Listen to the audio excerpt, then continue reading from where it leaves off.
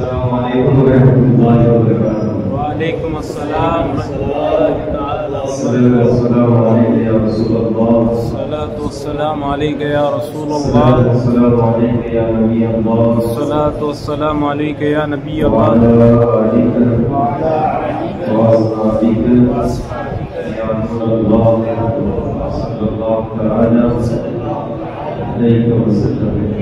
اللهم صل على سيدنا ومولانا محمد عدد ما في الملة صلاة دائمة بدوام ملك الله۔ اس درود شریف جو انسان کی مرتبہ بڑھتا ہے، 6 لاکھ درود شریف پڑھنے کا ثواب ہوتا ہے۔ صلی اللہ علیہ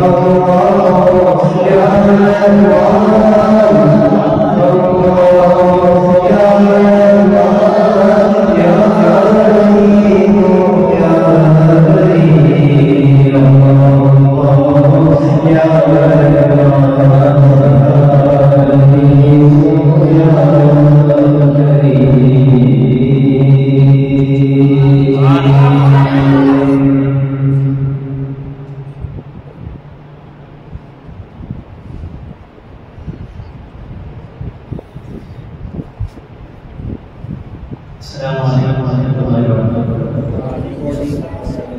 الحمد للہ رب العالمین والعاقبۃ للمتقین، والصلاة والسلام علی سیدنا سید الانبیاء والمرسلین، اما بعد فاعوذ باللہ من الشیطان الرجیم، بسم اللہ الرحمن الرحیم، ادعونی استجب لکم، صدق اللہ العظیم۔ غوث اعظم بمنی بسر السما مددی، قبلہ دین مددی، کعبہ ایمان مددی، وگرداب ولا افتاد کشمیر زوئی خاموش مستار کشکی، بحقی خواجہ عثمان ہارون، مدد کن مدد کن مدد کن یا معین الدین چشتی۔ پیارے آقا صلی اللہ علیہ وسلم کے پیارے والوں، آئیے قرآن مقدس کی جس آیت کی حصے کی تلاوت کا شرف میں نے حاصل کیا، اس کے سلسلے میں کچھ بات کرنے سے پہلے آئیے ہم اور آپ مل کر اپنے اور ساری کائنات کے مرکز عقیدت حضور احمد مجتبی محمد مصطفیٰ ارواحنا فدا صلی اللہ تعالی علیہ وآلہ وسلم کے بارگاہ مقدس میں اس طریقے سے میں پڑھا ہوں، مل کر کے پڑھیں۔ الصلاۃ والسلام علیک یا رسول اللہ، الصلاۃ والسلام علیک یا رسول اللہ، الصلاۃ والسلام علیک یا نبی اللہ، الصلاۃ والسلام علیک یا حبیب اللہ، وعلی آلک واصحابک یا نور اللہ صلی اللہ تعالی علیہ وسلم۔ اللہ کے بارگاہ میں دعا وہ ہے، مجھے حق کہنے آپ سبھی کو منظور دے، حق والے باتوں پہ مجھے اور آپ کو عمل کرنے، لوگوں تک پہنچانے کی اللہ تعالیٰ توفیق عطا فرمائے۔ سب سے افضل والا ہمارا نبی، سب سے والا والا ہمارا نبی، اپنے مولا کا پیارا ہمارا نبی، دونوں عالم کا اولا ہمارا نبی۔ کون دیتا ہے دینے کو منہ چاہیے، کون دیتا ہے دینے کو منہ چاہیے، دینے والا ہے سچا اچھا پیارا ہمارا نبی۔ پیارے آقا صلی اللہ علیہ وسلم کے پیارے والوں، سب سے پہلی خوشخبری کی بات ہمارے لیے یہ ہے کہ آج تیسری تعاقبات ہے، تو اس کے اندر ہم اور آپ شامل ہیں۔ تو شب بیداری کرنے کے لیے ہم مسجد میں حاضر آئے ہیں، اور اعتکاف کرنے والے تو حاضر نہیں۔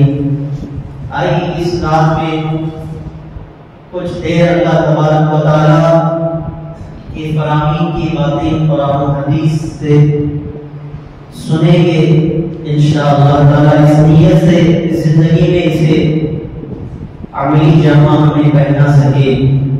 اس طریقے سے شب بیداری کریں گے، پھر اس کے بعد اللہ تعالیٰ کا ذکر کریں گے، اللہ کے نعمتوں کا چرچا کریں گے، پھر دعاؤں کی سوغات اللہ رب العزت کی بارگاہ میں پیش کریں گے۔ محفل کے اختتام پر اللہ کی بارگاہ میں تو استغفار کریں گے، آقائے کونین صلی اللہ علیہ وسلم کے بارگاہ عالیہ میں سلام سلام کا نذرانہ انشاءاللہ پیش کر کے اس رات کو ہم مختصر انداز میں ختم کرنے کی کوشش کریں گے۔ ایک بار اللہ تعالیٰ سے اور ایک بار حضور اکرم صلی اللہ علیہ وسلم کے بارگاہ میں درود شریف کا نذرانہ پیش کر لیں۔ صلی اللہ علیہ نبی وآلہ وسلم، صلی اللہ وسلم علیہ یا سیدی یا رسول اللہ صلی اللہ علیہ وسلم۔ میں نے قرآن پاک کی آیت کی جس حصے کی تلاوت کا شرف حاصل کیا، اس کے اندر اللہ تعالیٰ ارشاد فرماتا ہے ادعونی استجب لکم۔ اس کا ترجمہ ہے دعا کرو میں تمہاری دعا قبول کروں گا۔ تو آج کی رات میں اس کا عنوان اس لیے میں نے منتخب کیا، ابھی آج رات گزرنے کے بعد کل کی آنے والی رات گزرنے کے بعد ایک عظیم رات تشریف لانے والی ہے جو پورے عوام میں عام ہے کہ اسے لیلۃ القدر کہا جاتا ہے، اور رات 1000 مہینوں سے افضل ہے۔ تو اس رات میں ہم دعاؤں کی سوغات اللہ کی بارگاہ میں خاص کر کے پیش کر سکے۔ تو مسلمان ماہ رمضان میں حتی الامکان نمازوں کی پابندی کرنے کی کوشش کرتا ہے، کر رہا ہے۔ تو ہمارے سامنے اس وقت جو عوام آج بیٹھی ہے اس میں زیادہ سے زیادہ تعداد اعتکاف کرنے والوں کی ہے، ان کی نماز کی پابندی تو ہو رہی ہے، لیکن دعاؤں کی پابندی بہت زیادہ ہونا چاہیے، کیونکہ یہ اپنے آپ کے لیے بھی بیٹھے ہوئے ہیں اور ہمارے شہر والوں کی سلامتی کے لیے بھی بیٹھے ہوئے ہیں۔ تو پیارے آقا علیہ السلام کے پیارے باتوں رب تبارک و تعالیٰ قرآن پاک میں کہہ رہا ہے دعا کرو میں تمہاری دعاؤں کو قبول کروں گا،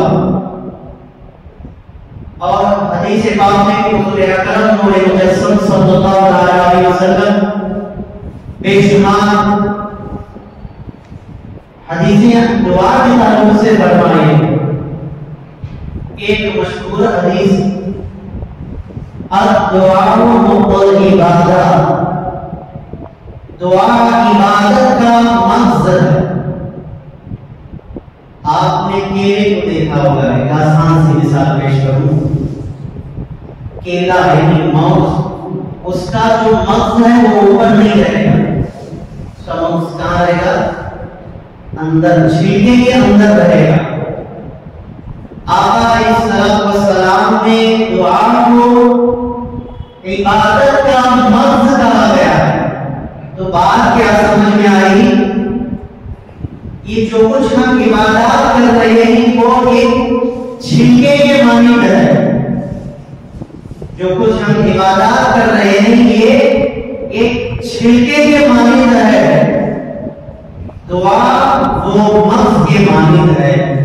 آج کا مسلمان دعا کرنے سے بہت پیچھے بھاگ رہا ہے، دعا کرنے سے اپنے آپ کو وہ کمتر سمجھ رہا ہے، دعا کر رہا بھی ہے تو ہاتھ ہیں اس کا ذہن کیا ہے؟ وہ جس رب کی بارگاہ میں وہ فریاد پیش کر رہا ہے، سوال کر رہا ہے، اپنی عرضی پیش کر رہا ہے، التجا کر رہا ہے، مناجات کر رہا ہے، اس رب کے بارگاہ میں اس کا ذہن نہیں ہے، ہاتھوں کو بظاہر اٹھایا ہے، اس کی گردن کدھر گھوم رہی ہے پتہ نہیں، اس کے گردن میں، اس کے سر میں رہنے والے آنکھیں کہاں گھوم رہی ہے پتہ نہیں ہے۔ اور کچھ لوگوں کو یہ بھی دیکھا گیا ہے، ہاتھ کیا اٹھنے کے بجائے اپنے گودنی میں رکھتے ہیں اور اٹھا بھی لیا ہے، اپنے ہاتھوں میں اس انگلیوں کو چٹکا رہا ہے، نہ جانے دعا کو کس انداز سے بنا لیا ہے، وہ جانے تو سرد جانے۔ تو دعاؤں کی جو سوگات رب کی بارگاہ میں اللہ کے برگزیدہ بندے پیش کرتے تھے، ان کی کیفیت کیا ہوا کرتی تھی، ان کا عالم کیا ہوا کرتا تھا۔ اللہ اکبر۔ تو میرے پیارے آقا صلی اللہ علیہ وآلہ وسلم کے پیارے دیوانوں، مصطفیٰ جان اقدس صلی اللہ علیہ وسلم ہمارے آقا ہماری ہدایت کے لیے اس فرشگیتی پہ تشریف لائے ہیں، صرف ہمارے لیے نہیں ہے، دوسروں کے لیے بھی آئے ہیں، یعنی پوری کائنات کی انسانیت کے لیے وہ عظیم ایک رہنما بن کر کے تشریف لے کر کے آئے۔ دعاؤں کی جب بات آتی ہے تو ہمارے آقا صلی اللہ علیہ وسلم کیا طریقہ، ان کا کیا طریقہ کیا رہا اللہ کے بارگاہ میں کی رضائی کرنے کا۔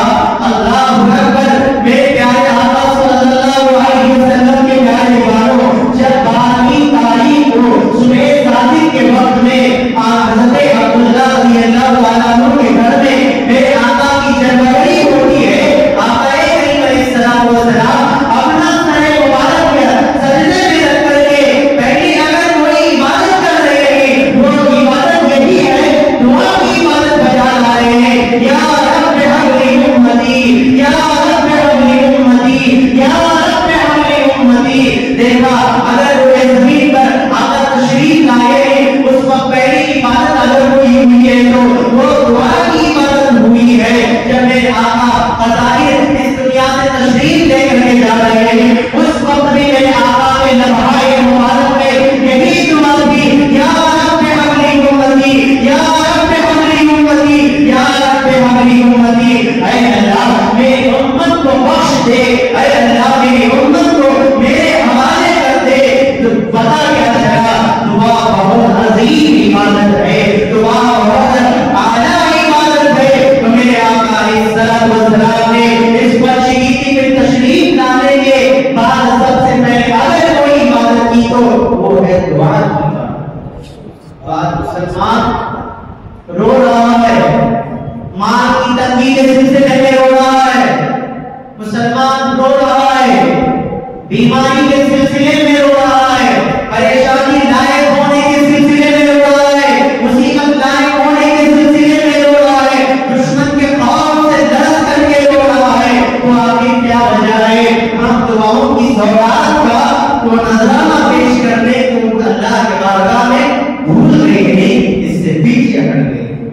دعا ہمارے لیے بہت ضروری ہے، دعا ہمارے لیے اتنا عظیم سرمایہ ہے۔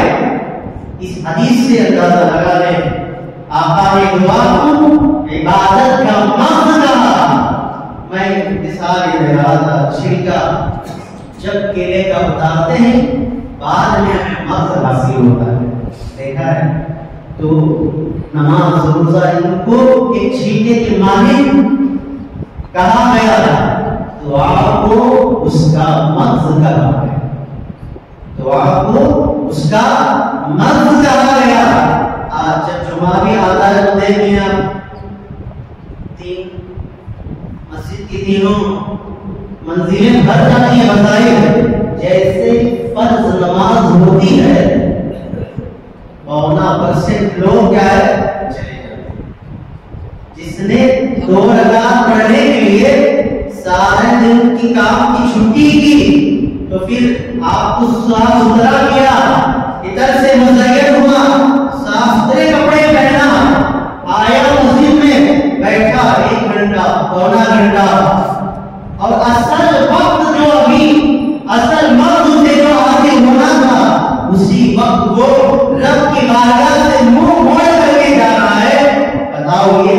कम नसीबी है या नहीं, बताओ ये हमारी गफलत है या नहीं, बताओ ये हमारी लापरवाही है या नहीं। इससे बड़ी हमारी लापरवाही क्या हो सकती है? हमें क्या उस कदर में नमाज की पाबंदी तो कर रहे हैं, जैसे अल्लाह ने इरशाद फरमाया, रसूल ने इरशाद फरमाया, कोई ये दावा नहीं कर सकता है कि मेरी नमाज कंप्लीट मुकम्मल हो चुकी है।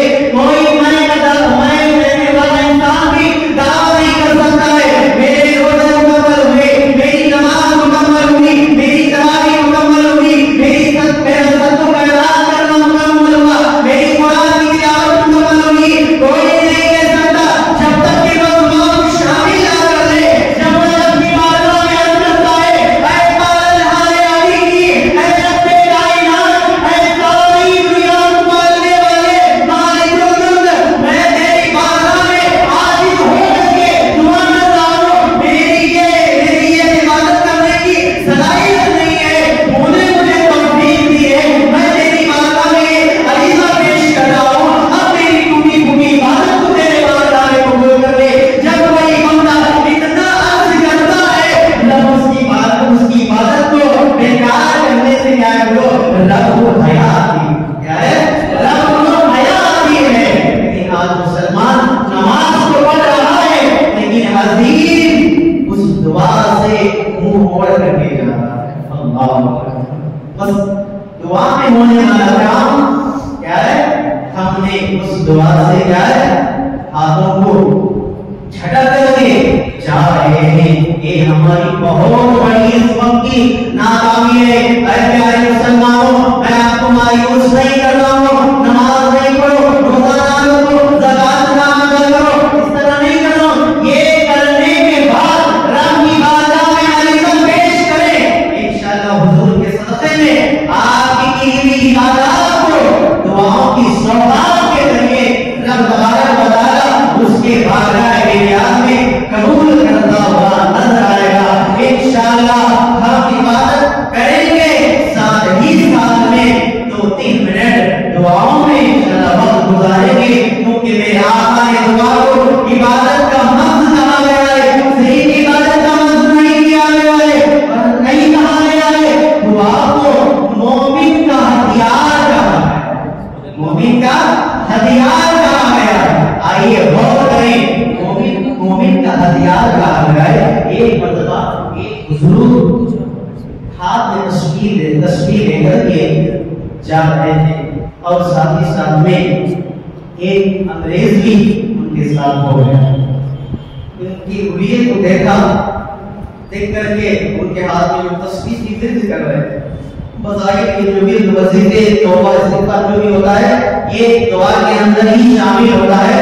इसे दुआ का एक हिस्सा कहा गया है, इसे दुआ का एक हिस्सा कहा गया है।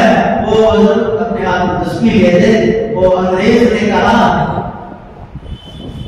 ऐ बुजुर्ग शख्स बताइए ये आपके हाथ में क्या है, आपके हाथ में क्या है?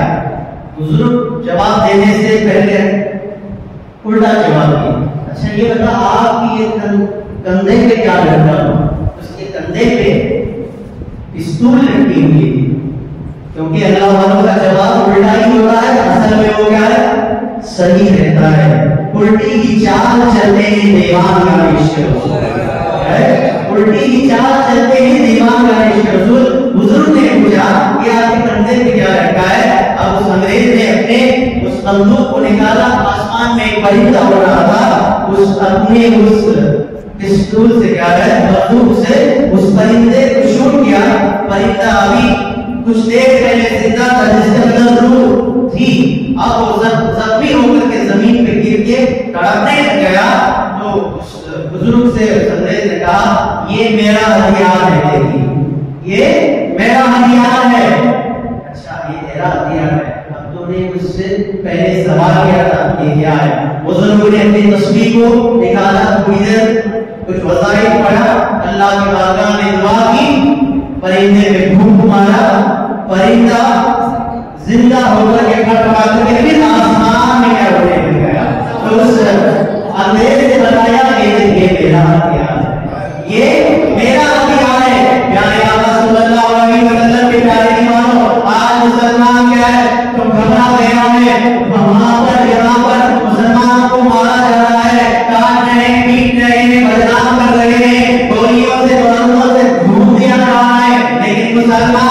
اس وقت دعا کرنے کے بجائے صرف کیا ہے شکایت ہی شکایت کر رہا ہے، شکایت ہی شکایت کر رہا ہے۔ اس واقعے سے ہمیں پتہ چلتا ہے کہ اے پیارے مسلمانوں، مصیبت کتنی بھی کیوں نہ آئے، اس مصیبت کو ٹالنے کے لیے اللہ کے رسول صلی اللہ علیہ وسلم نے ہمیں دعا جیسی عظیم عطیات دی ہے۔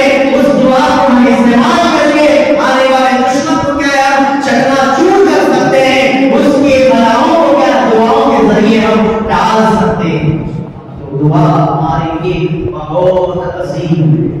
اللہ کہتا ہے دعا کرو میں تمہاری دعا قبول کروں گا۔ یہ بہت طویل موضوع ہے، قرآن کے اندر حدیث پاک کے اندر بے شمار باتیں بیان کی گئی ہے۔ تو پیارے آقا علیہ الصلوۃ والسلام کے پیارے دیوانوں، دعا مانگنا چاہیے کیونکہ حدیث پاک میں آیا ہے، کیونکہ جب دعا مانگتا ہے دعا کی ترتیب دلائی گئی ہے تو اب بہت پیاری بات یاد رہی ہے۔ اللہ کرے کہ انشاءاللہ مجھے اور آپ کو بھی اس کی صحیح معنوں میں صحیح طریقے سے ایک شوق، اس کی کیا محبت ہمارے سینے میں بیٹھ جائے۔ جب کوئی بندہ مصروف دعا ہوتا ہے، یعنی کوئی بندہ دعا میں مشغول ہو جاتا ہے، تو وہ کس کے ساتھ ہوتا ہے؟ بتایا گیا اللہ کے ساتھ۔ اللہ اپنے علم اور قدرت کے ساتھ اس بندے کے ساتھ ہو جاتا ہے، اس بندے کے ساتھ ہو جاتا ہے۔ میں اس کو پڑھ رہا تھا، حیران ہوا، یا اللہ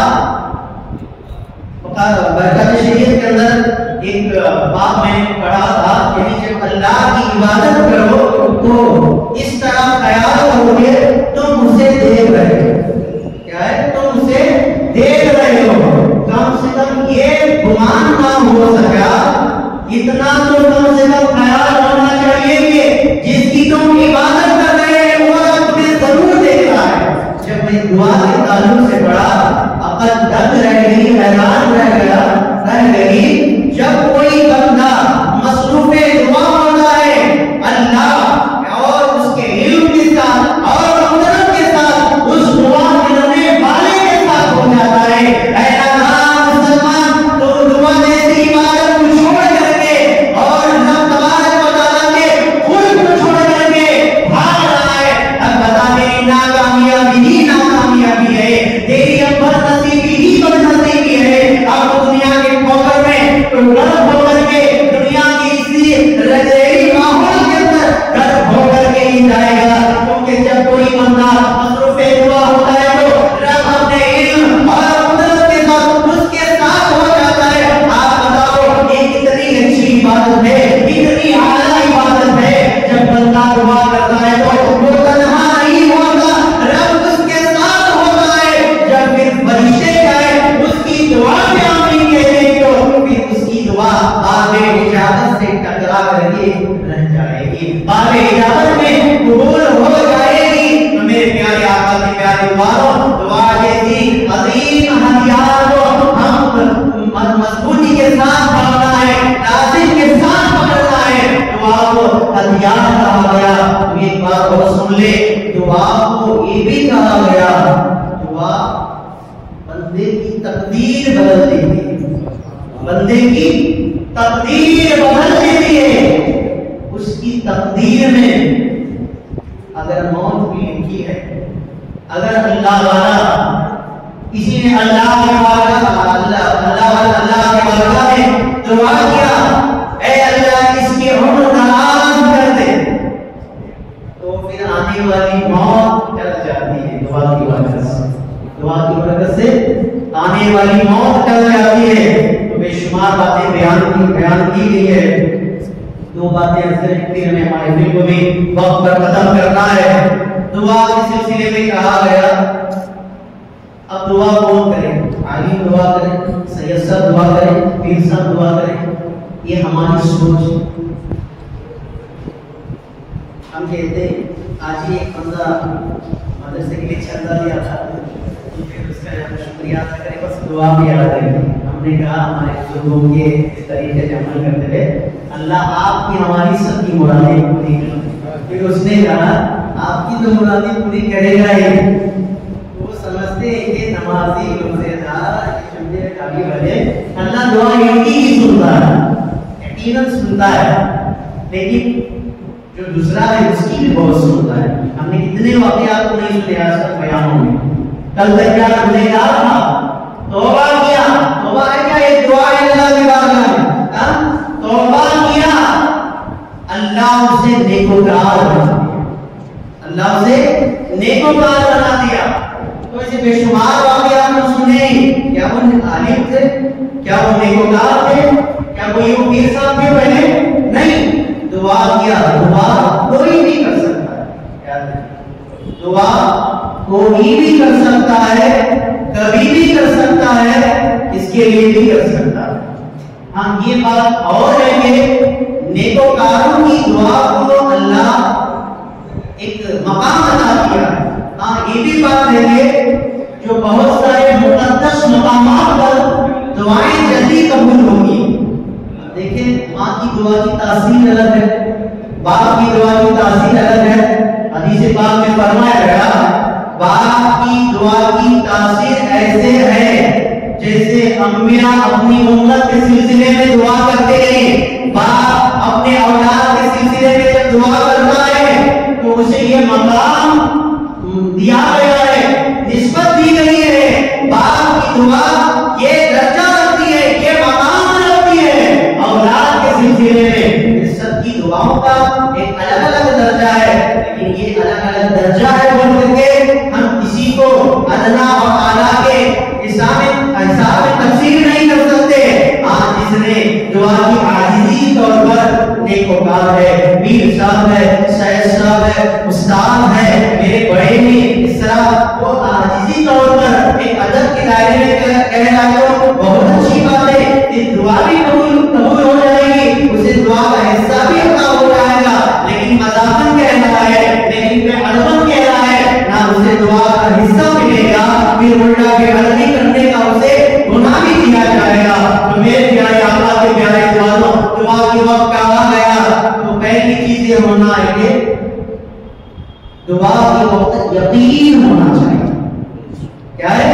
یقین ہونا چاہیے، یقین کے ساتھ مانگے انشاءاللہ تعالی دعا قبول۔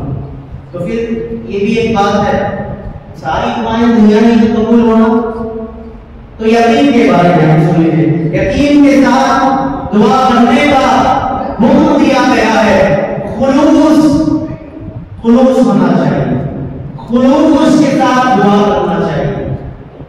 تو پھر دعا کے قبولیت کے اندر یہ بھی بیان کیا گیا ہے کہ دعا کرنے والا یہ خیال نہ کرے کہ جلدی ہی دعا قبول ہو، جلدی دعا قبول ہو۔ اس کا مطلب کیا ہے؟ ہم دعا کرتے ہیں یا کسی سے کراتے ہیں تو بعد میں شکایت کرتے ہیں کہ دعا قبول نہیں، اس کو کہا گیا جلدی، یہ نام کیا ہے؟ شکایت نہ کیا ہے۔ دعا کرنا ہمارا کام تھا، قبول کرنا یا نہ کرنا اس کا کام، اس کا ہمارے رب کا کام ہے۔ یہ اس کا اگر قبول کر لیا ہم پر اس کا رحم و کرم ہے، نہ کیا تب بھی کوئی حکمت اس کے اندر چھپی ہوئی ہے۔ تو آج یہ کہتا ہے یقین ہونا چاہیے۔ مثنوی شریف کے اندر حضرت مولانا رومی علیہ رحمہ اللہ یہ کو بیان کرتے ہیں، ایک شخص تھا دیہات سے نماز پڑھنے کے لیے مسجد میں آیا کرتا تھا۔ تو مولانا نے بیان کیا آپ کا کوئی کام نہیں ہو رہا ہے تو سچے دل سے بسم اللہ الرحمن الرحیم پڑھ لیا کریں، آپ کا کام ہو جائے۔ اب وہ دیہات سے آتا تھا نماز کے لیے مسجد میں بیان کے لیے، وہ تھا انسان بکریوں کو چلانے والا، اور بیچارہ غریب بھی تھا، بکریوں کو چلانے والا تھا۔ اس نے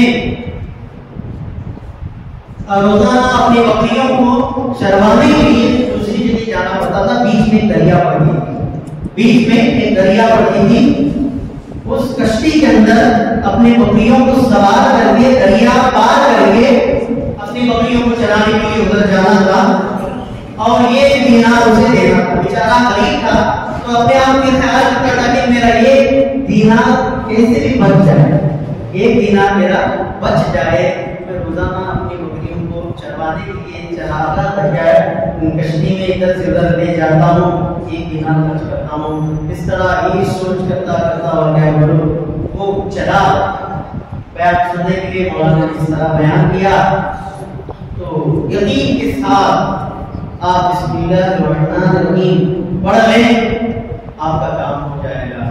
اب چرواہا جو بیان سن کر کے یہاں رہا تھا، آتے آتے اس نے کیا کیا، دریا پار کرنا تھا۔ اب اسے یہ بات ذہن میں آئی کہ جو بھی کام کیا وہ بسم اللہ الرحمن الرحیم یقین کے ساتھ پڑھ کر کے کرے وہ کام ہوتا ہے۔ مجھے دریا پار کرنا ہے، ابھی کشتی بھی یہاں پر نہیں ہے، چلو میں آج سے آزماتا ہوں بول کر کے اس نے کیا کیا، یقین کے ساتھ بسم اللہ پڑھا، دریا میں پیر ڈالا، پانی کیا ہے اس کے لیے راستہ بنا دیا، راستہ بنا دیا، وہ دریا پار کیا، پھر اپنے گاؤں گیا، رات گزارا، پھر فجر ہوئی، پھر بکریوں کو لے کر کے آنا تھا۔ اب اس نے تو رات کے آزما چکا تھا، اب پھر اسے ایک دینار بھی بچانا تھا، تو ذہن میں بات آئی کہ میں اپنے دینار اپنے پیسوں کو اس طریقے سے بچا سکتا ہوں، تو اس نے کیا کیا، بسم اللہ پڑھا، اپنے پیر کو دریا میں ڈالا، پھر ساتھ میں بکریاں بھی اس کے ساتھ ساتھ میں چل پڑی، وہ بھی پار ہو گیا، بکریاں بھی پار ہو گئی۔ تو اسی طریقے سے اس کا معمول چلتا رہا۔ اتفاق سے جو مولانا نے ان کو کہا تھا، اب ان کو بھی ایک دن دریا پار کرنے کی حاجت پڑ گئی، تو اب دونوں ایک ساتھ ہو گئے۔ وہ حضرت نے کیا کیا، کشتی کا انتظار کر رہے تھے، جب کشتی آئے گی تو میں چڑھوں گا، دریا پار کروں گا۔ اب یہ چرواہا وہاں پر پہنچا تو دیکھتا گیا، سلام کیا، مصافحہ کیا، کیونکہ ابھی ان سے بہت اچھا وظیفہ ملا تھا ان کے لیے، تو قدم بوسی کی، سب کچھ کیا کرنے کے بعد آئیے چلیے چلتے ہیں۔ کیا کہہ رہے ہیں، دریا چل رہی ہے، پانی بہ رہا ہے، کیسے چلیں گے؟ نہیں، آپ ہی نے کہا تھا بسم اللہ پڑھو، سالانہ یقین کا جو ہے، جو آپ کا پورا کام ہے اسے کر لیا کرو۔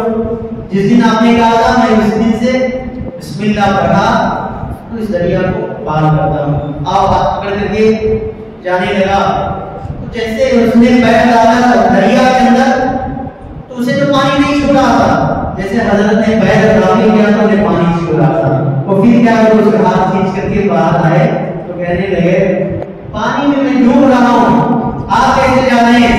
نہیں حضرت، آپ جس دن بیان کیے تھے میں اس دن سے معمول بنا چکا ہوں، بسم اللہ پڑھتا ہوں، دریا پار کرتا ہوں، دریا راستہ بنا دیتی ہے، تو میں جاتا ہوں آتا ہوں، اب تک یہی زندگی گزر رہی ہے، آپ نے مجھے سکھایا تھا، آپ نے مجھے بتایا تھا، چلیے پھر دوبارہ کہتے نہیں آؤں گا۔ پھر وہ حضرت نے ان سے عاجزی طور پر کہتے ہیں آپ میرے سے آگے نکل گئے، آپ کا جو یقین کرنا ہو، یقیناً کیا ہو اللہ رب العزت کے بارگاہ میں حقیقی طور پر یقین کرنا تھا، آپ اس میں کامیاب ہو گئے۔ میں صرف زبانی کہتا تھا میں کامیاب نہیں ہوں، میرے سے آپ افضل نکل گئے، اعلیٰ نکل گئے۔ تو میرے پیارے آقا علیہ السلام کے پیارے دیوانوں، اس واقعے سے کیا بات سمجھ میں آتی ہے؟ یہ دعا کرنے کے لیے، کچھ پڑھنے کے لیے معلم کا ہونا ضروری نہیں ہے، پیر صاحب کا ہونا ضروری نہیں ہے، سید صاحب کا ہونا ضروری نہیں ہے،